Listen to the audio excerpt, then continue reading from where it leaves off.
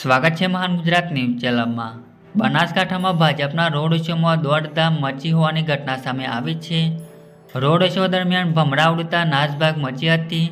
ભમરા ઉડવાથી ઉમેદવાર રેખાબેન ચૌધરીની ગાડી દોડાવવામાં આવી હતી, જ્યારે કેટલાક લોકોને ભમરા કરડ્યા હોવાનું પણ કહેવામાં આવી રહ્યું છે। ધાનેરામાં ભાજપના ઉમેદવાર રેખાબેન ચૌધરીનો રોડ શો યોજાયો હતો। શહેરની મુખ્ય બજારમાં રેખાબેન ચૌધરી પર ફૂલોનો વરસાદ કરવામાં આવ્યો હતો અને મોટી સંખ્યામાં ભાજપના કાર્યકરો પણ રોડ શોમાં હાજર રહ્યા હતા।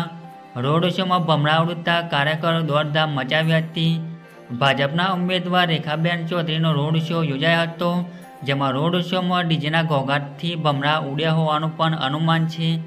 જ્યારે ભમરા ઉડતા રોડ શોમાં હાજર લોકો તેનાથી બચવા દોડધામ કરતા નજરે જોવા મળ્યા હતા।